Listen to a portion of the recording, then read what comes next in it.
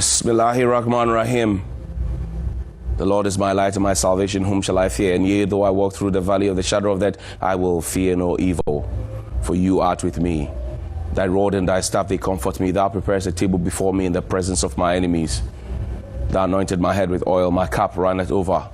Surely goodness and mercy shall follow me all the days of my life, and I will dwell in the house of the Lord forever and ever. Amen. Juma Mubarak to all our Muslim brothers and sisters, and Assalamu alaikum. It's Friday. Welcome to Johnny's Bite.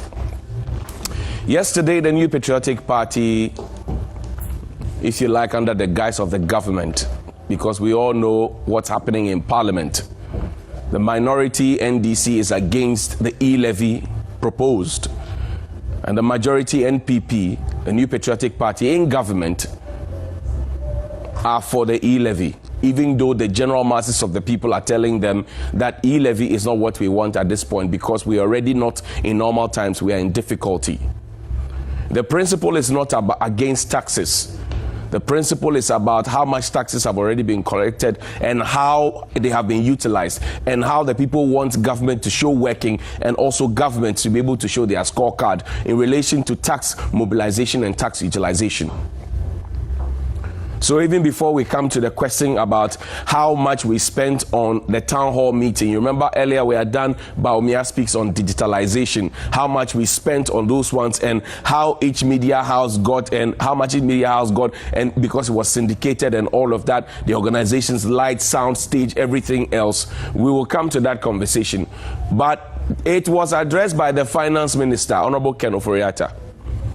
The town hall meeting was also emceed by my colleague, Kojo Ponkruma, Minister for Information. We also had Alexander Afenyo-Markin, who is the MP for Futu and who is also the Deputy Majority Leader. We had MP for Ablekuma West, Esla Owusu-Ekufo, who is also the Minister responsible for communication. We have been told that the E-levy, which most Ghanaians are talking against, and they don't want it to be introduced because they think that consultations have not been done extensively, and they think that even the pegging of 1.75 on the E-levy is too harsh for our present economic situation and our present personal economies, and so it should be shelved. Or some believe that it should be dropped to 1%. Some believe it should be taken away all completely.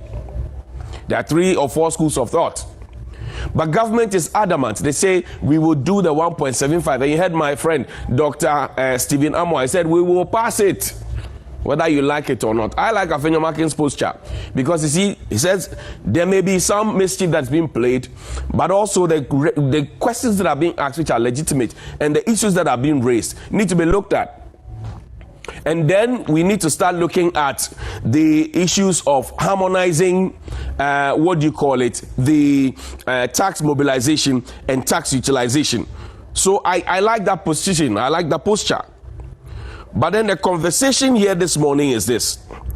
Yesterday, when the Minister for Communication spoke, I was expecting that the Minister for Communication, for example, would have given us the scorecard of how much the communication service tax, which was introduced a long time ago, which was also increased at some point from 6 pesos to 9 pesos, and eventually was dropped because people started complaining about it. You remember the whole drama where the telco started deducting, you buy 10 CDs and they deduct upfront, so you don't get 10 CDs, you can't do your mashup. Do you remember that? It was all because of the communication service tax. The conversations were had, that deduction is still going on. So when you pick up your phone and you make a call, some money is deducted from you. When you text, some money is deducted from you. When you use data, some money is deducted from your account. So you are already being taxed for deciding to make a call or to browse.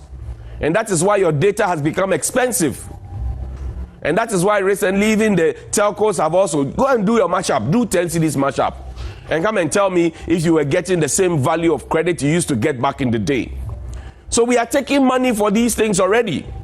Now, we were told that the communication service tax, among other things, will help us to generate jobs for the youth and also help us to fight cybercrime. I remember A strong case was made for it. Kojo Nkrumah jumped from one media house to the other, and Uso Kufu jumped from one media house to the other, and they made a strong case for it. Yesterday at the town hall meeting, while they were making a strong case for the E-levy and telling us it's the E-levy that will raise the revenue for us to build roads and also to create jobs for the youth, I was expecting them to come and say, we have collected X amount of money since we started deducting communication service tax or CST, and these are the number of jobs we have created sector by sector. This is how much we are paying the young people, and this is why we are asking you to support E-levy. That show of work was not there. So this morning, I am daring the government, I'm daring Kojo Nkrumah, I'm daring Exlekufu, I'm daring Afenyo Makin, I'm daring Ken Ofori-Atta, and anybody else who's supporting the E-levy to come and show the good people of Ghana what they have done with the communication service tax. Show evidence, show proof, show sector by sector working. That I took X amount of money from the people of Ghana. I said I was going to create jobs for the young people. I said I was also going to make sure that cybercrime becomes a thing of the past and many other things. Now, 4 years down the line or 3 years down the line or 2 years down the line, I'm asking you for another tax to do similar things. But first, this is my terminal report. The children are coming home today. Even the children from our secondary schools, when they're coming home today, and I hear that the secondary school guys will go back on the 7th of February. So they're coming home today, they'll go back on the 7th of February. What a short break. Now, the question I'm asking is that if I come to you to ask you for money to start a banana hawking business, and then you give me money, and I go and sell the banana, and I'm coming to you, I want to, expand my business, whatever it is. You should be asking me, or I should be telling you how much you gave me in the past, how I've managed it, how much bananas I bought, how my reach and spread is, whether I've been able to employ some more people or not, and then I will use that as basis to demand for more. You have collected our CST, but you have not told us what you have done with the CST. You have not told us sector by sector. In education, this is how we have created how many jobs. In health, this is what we have created. Agric, in mining, in trade and industry. You should give us sector by sector.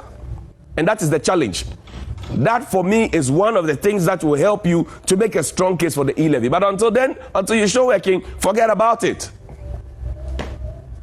Now, beyond everything else, when the telcos charge us for 1%, 1%, when the telcos charge us 1% for those transactions, or whether they cap it, how much does government get out of what the telcos charge us? The government has been silent on it. So you want to collect from what the telcos are doing and earning from us, because even they who are providing the platform are taking 1%. You who do not provide any platform, you want to take 1.75%. Now the question I'm asking this morning, question number 2. Number 1 is, show working with the CST. How many jobs have you created? How has it helped in fighting cybercrime? Give us a sector by sector, a trend series analysis, like Stephen Amar says. He says the minority should bring a certain trend series analysis. You are asking for money, and you are asking the person who is challenging you to bring a trend series analysis. What kind of this thing is that? So number 1, show us working. Number 2, I want to see how a sector by sector breakdown is done. We are told that the E-levy will also improve our roads. Fantastic idea. But we were in this country when we were told that we were bringing in Sino Hydro. And that Sino Hydro was going to do all our roads for us, or majority of it. And we were also told that, even though Arocha, Ghana and the rest were against the introduction of Sino Hydro, we said we were still going to do it because of the essence of the Sino Hydro deal. Question, did the Sino Hydro deal come? If it did not come, why did we go on with the year of roads? If it came and we earmarked 1 year as year of roads, 2020, last year, 2021 was a second year of roads, 2022 is another year of roads. So is the Sino Hydro deal, which we made a lot of noise about, is it that it was not enough, or what? I expect government to be answering that question. Because you take money. I see some asphalting going on, re-asphalting. Yes, it's fine. The other time I spoke about the Hohoe roads, some NDC people were not too happy that I gave credit to Amewu. Well, sorry if he didn't construct them, but I'm saying that it is almost impossible to say that somebody hasn't done anything at all. It's almost impossible, but that's an issue for another day. But our roads are bad. Our roads connecting our farmlands to the cities and the markets are bad. It contributes to the pricing of food. So where is Sino Hydro? Because our bauxite is being mined, is it not? Did the Sino Hydro money come? It was supposed to deal with the roads. That's why we have year of roads, second year of roads, another year of roads. So accountability is most important. Now, how much is the E-levy supposed to generate? And how much have we lost through the Auditor General's report? And how much more will we get if we, for example, pass the tax exemptions law? And how much, for example, will we get more if we cut down on expenditure from the presidency, the office of the vice president, all through, if we cut down expenditure? For example, the last time I showed you something that says, well, enhanced office operations, 140 million and over, enhanced office operations. And also, enhanced office, the office is operating, but now we want to enhance the office operations. Now, after we have enhanced the office operations, what is the result? Is this the result? When we were telling you in your first term that you had too many ministers, some of them who did absolutely nothing. You had a Greek ministry, you had a minister, you had a deputy minister, you had a minister in charge of horticulture, you had a minister in charge of crops, you had a minister in charge of livestock. 5 ministers plus the chief director, 6 people at the ministry. When we told you that that was too many, you told us that, oh, you know what you were doing and that you trust them and that you believe that you have the capacity and you have the men to deal with the thing. You pay them salaries, you pay them ex gratia, and you want the taxpayer who has only 300 Ghana cedis or 400 Ghana cedis as their capital, if they want to send it to buy goods and services to be able to trade, you want to tax their capital in and tax it out, and you tell me that you know how to manage the economy. You are not managing the economy. Show working. You piled a whole lot of ministers, elephant-sized government. Elephant-sized government. We told you that you are appointing too many people. You say, shut up, we know what we're doing. Now, election 2020 showed you that the people have departed from you because what you touted as the unprecedented election results in 2016, where you claimed that you got 1 million votes, even when you were coming in opposition against the government in power, in 2020, while in power, 1 district, 1 factory, 1 village, 1 dam, free SHS, you build WAF, you build AstroTurf, you build this, you build that, you build this, you build that, all of it that you did. Your votes were halved, and the person who got less than 5 million actually came 6 million apiece. It should send a message to you. See how Parliament is. You had 169 seats, 106. Now you have 137 plus 137. That's a message from the Ghanaian to you. But the Ahumaswa 24/7 is still not helping you. The Ahumaswa 24/7, Hinowomo 24/7 is not helping you. Tweet it and let them see. Hashtag Johnny's Bite. So I'm asking simple questions. Show working.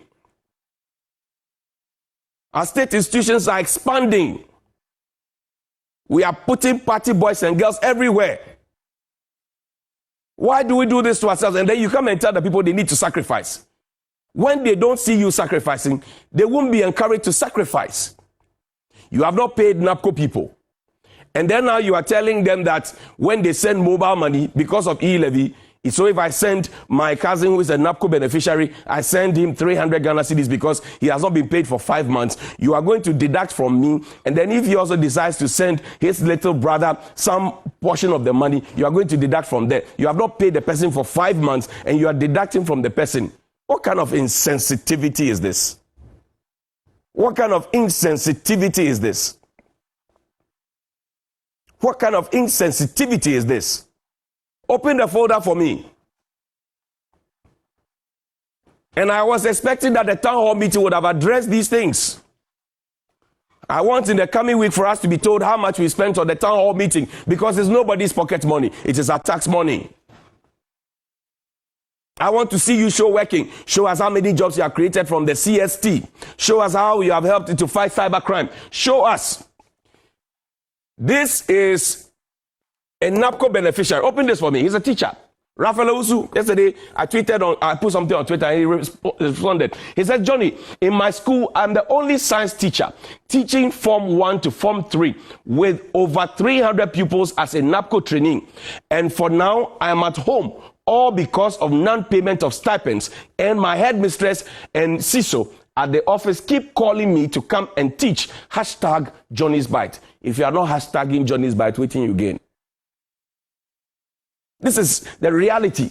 Now there's a threat that, if you don't attend to work or if you don't go to work and opportunities come, you will not get those opportunities. They say opportunities abound. You bring people to come and replace them. They actually teach the people you bring. They teach them the job. Those are GRA and all. They complain.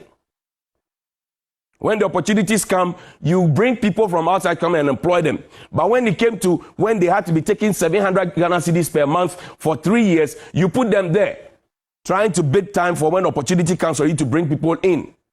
That is ungodly. That is immoral. That is corrupt. That should not be happening under the incorruptible Nana Addo Dankwa Akufo-Addo. It should not be happening. And you see, there's another one. Now, this is a letter. Yesterday, I read for you a letter from the Ministry of Chieftaincy and Religious Affairs. Ministry of Chieftaincy and Religious Affairs. Now, yesterday, the letter was written that the NAPCO beneficiaries should go. Maybe you'll find that letter. Well, after the high-powered meeting, this was a high-powered meeting, chaired by the Vice President and the Chief of Staff, saying that NAPCO beneficiaries are supposed to stay on. Somebody decided that I work at the ministry and I think that, well, let us ask them to go. The presidency makes an order and the ministry decides to make a counter order. Abu Malorof. President speaks and then the ministry makes, it's not really written by the minister, they make a statement to say, we are countering what the president is saying. That letter was minuted. Whoever signed that letter should be held accountable. Whoever minuted on it should be held accountable. Whoever received it and was ready to take action should be held accountable. It is not an administrative error.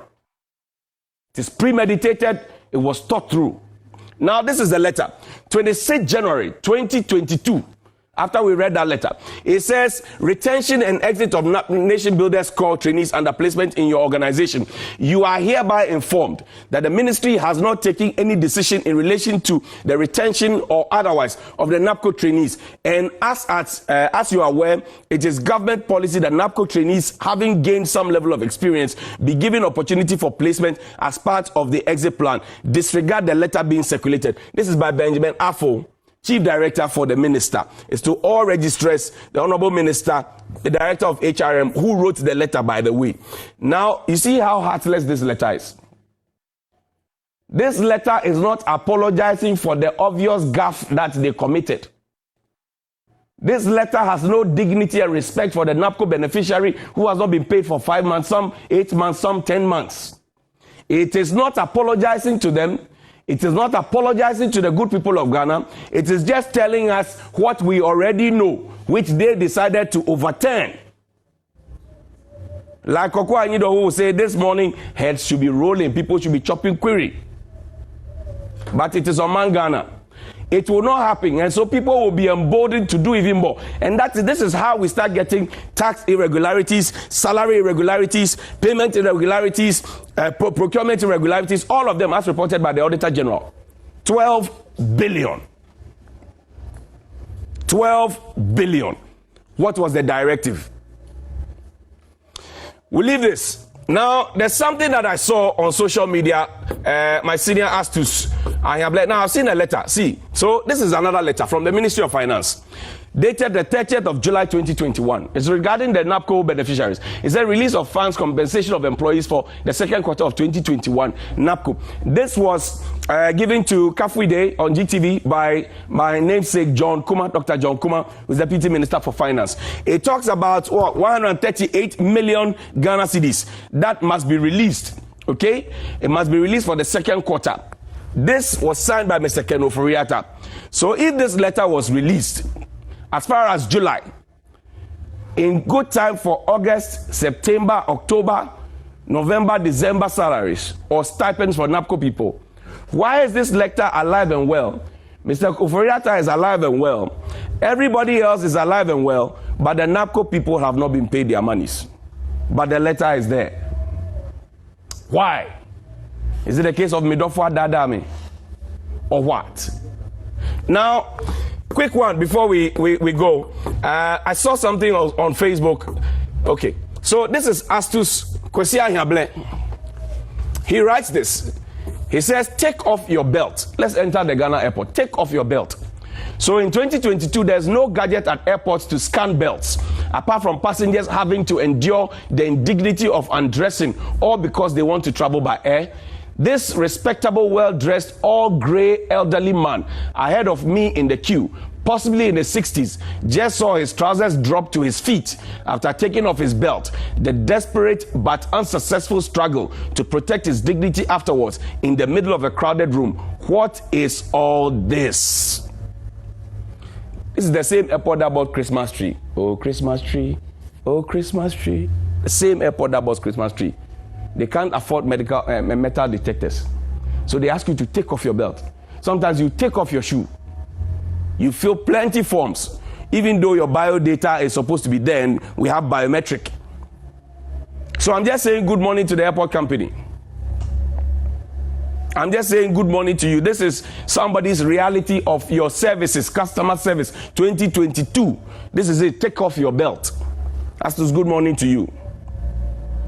I know that tonight there will be a flashy outdooring of a VVIP launch, private jet launch by McDonald Aviation. Beautiful edifice. I've seen it. It's so wonderful. I've seen it. It's so beautiful. I wish that the airport company is in its entirety. What was built for you, Terminal 3, Terminal 2, Terminal 1, what was built for you will be managed properly so that we'll not have a situation like this. Because obviously if you enter the private jet lounge, nobody will ask you to take off your belt. Money goes sweet, oh. Money the sweet, so I hear. So congrats to McDonald and the team, but I'm saying that the bigger picture, the airport company must go. Now we'll read a few of your messages.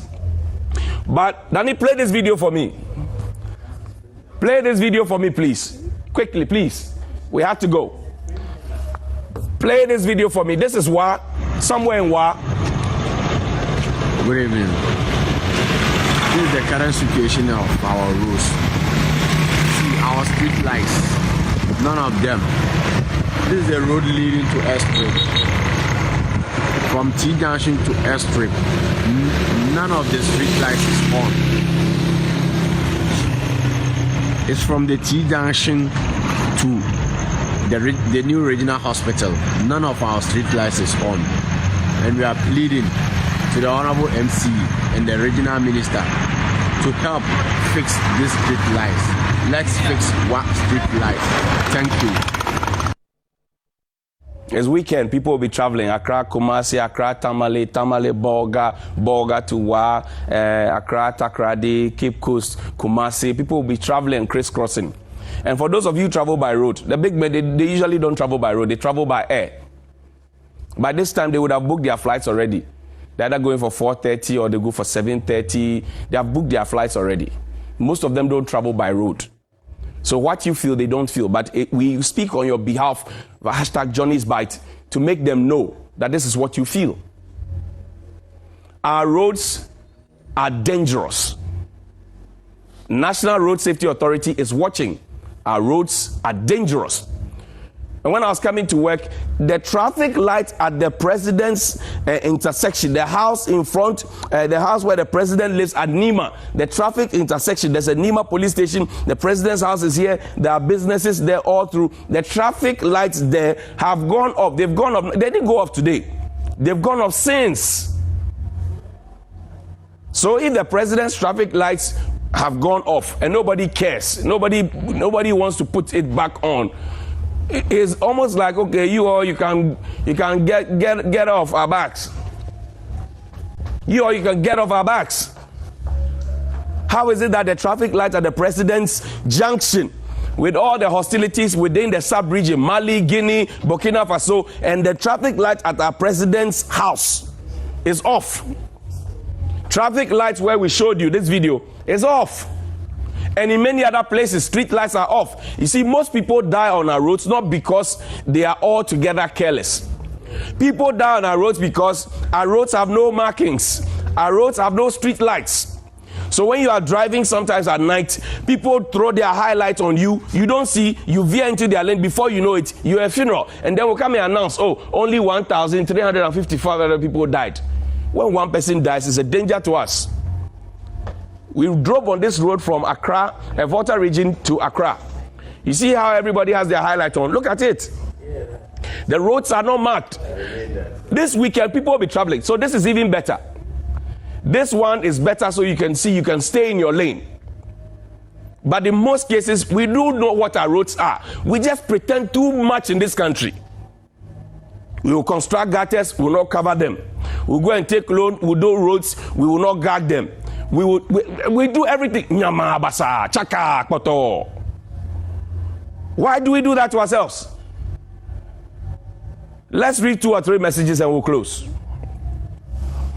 Today I want to read a few of your messages. Okay.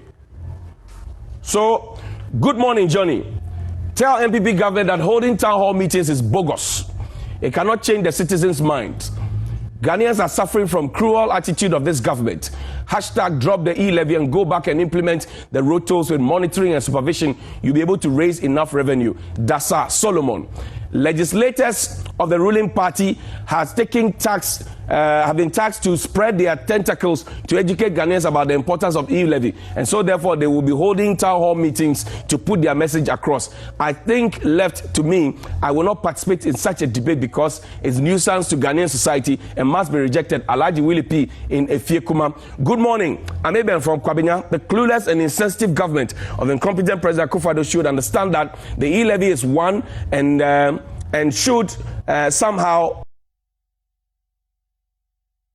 We don't need it to a period. No amount of explanation will make some of us change our minds. There are other alternatives, so they shouldn't bother us with this killer E-levy. Regards to Neil, okay, push it up there. Now, maybe last 2. Abochi Philip from Keta says, Voltarians in MPP should learn from this. When a tidal wave happened in Ketu South, and Nanado refused to come to the aid of the affected people. But when similar thing happened in Western region, Nanado donated a huge amount of money for the people. For to be frank, the MPP government is too selective. That's what you think. Okay, well, I don't think so.